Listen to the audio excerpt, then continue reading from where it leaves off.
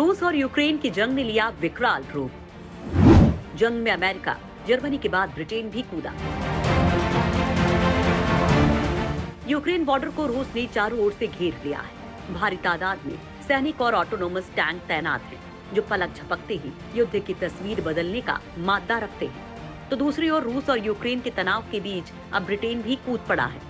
Britain की royal air force ने अपने सबसे एडवांस टाइफून लड़ाकू विमानों को रोमानिया में तैनात करने का प्लान बनाया। ब्रिटिश आर्मी के चीफ ने बताया कि ये विमान काला सागर के आसपास के इलाकों में आसमान की निगरानी करेंगे। आपको बता दें कि रोमानिया में ब्रिटेन का पहले से ही मिलिट्री बेस है। यहीं से ब्रिटिश लड़ाकू विमान और ड्रोन उड़ान भरकर सीरिया में आईएसआईएस के खिलाफ ऑपरेशंस को अंजाम देते हैं। ब्रिटिश एयरफोर्स ने बताया है कि इस टाइफून लड़ाकू विमानों को नंबर 1 एक्सपेडिशनरी लॉजिस्टिक्स स्क्वाड्रन और नंबर 2 मैकेनिकल ट्रांसपोर्ट स्क्वाड्रन के सैनिक सहायता प्रदान करेंगे। इन्हें इस हफ्ते ही ब्रिटेन के अलग अलग एयरबेस से हटाकर रोमानिया में तैनात किया जाएगा। ब्रिटेन ने इसे नियमित तैनाती बताई है। हालांकि विशेषज्ञों ने इसे रूस की बढ़ती आक्रामक नीतियों के जवाब में उठाया गया कदम बताया। ब्रिटेन के रक्षा मंत्रालय ने कहा कि टाइफून लड़ाकू विमानों की तैनाती हर साल होने वाले नाटो के एयर पुलिसिंग मिशन ऑपरेशन ब्लॉक्सी का हिस्सा है।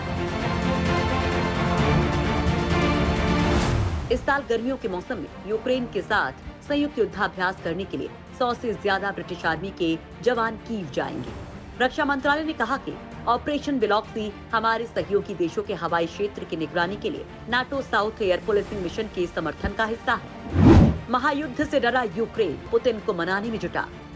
एक और जहां महायुद्ध के पूरे आसार दिख रहे हैं, वहीं इस जंग को टालने के लिए यूक्रेन के राष्ट्रपति वोलोडिमीर जेलेंस्की अब पुतिन के साथ बातचीत का इंतजार कर रहे हैं। जेलेंस्की ने बातचीत का यह अनुरोध 3 हफ्ते पहले रूसी सेना के मोर्टार हमले में अपने 4 सैनिकों की मौत के बाद किया था।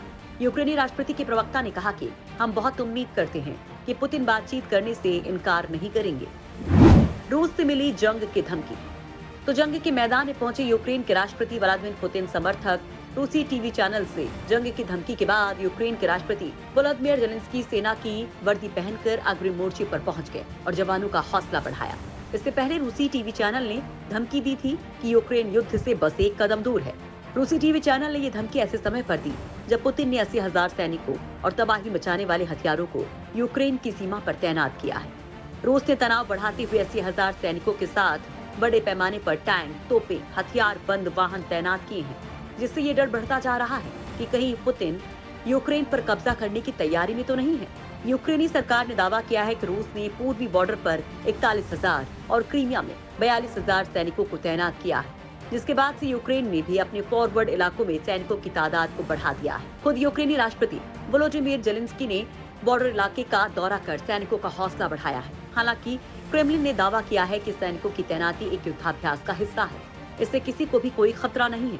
वहीं यूक्रेन ने कहा है कि डोनबास में पिछले कई साल से रूस समर्थक अलगाववादी यूक्रेन के सरकारी सैनिकों के साथ संघर्ष कर रहे हैं। क्या है इस तनाव की जड़?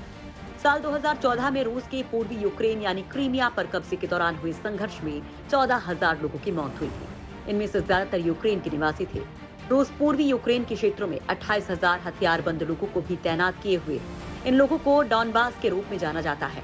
ये लोग साल 2015 से यूक्रेनी सरकार के खिलाफ सशस्त्र जंग छेड़े हुए हैं। साल 2014 में रूस की क्रीमिया को अलग करने के बाद दोनों देशों के बीच सीज फायर हुआ था, लेकिन पिछले कुछ सप्ताह से गोलीबारी फिर से शुरू हो गई है। यूक्रेन की सेना ने बताया कि रूस समर्थक अलगाववादियों के साथ संघर्ष में उसके 2 सैनिक मारे गए हैं। यूक्रेनी राष्ट्रपति ने कहा कि रूस की ओर से कब्जा करने की पूरी आशंका है और हमारा देश इससे निपटने के लिए तैयारी कर रहा है। इससे पहले पुतिन के बेहद करीबी कहे जाने वाले रूसी टीवी चैनल के एंकर दिमित्री किस्लेव ने यूक्रेन को नाजी राज्य करार दिया था।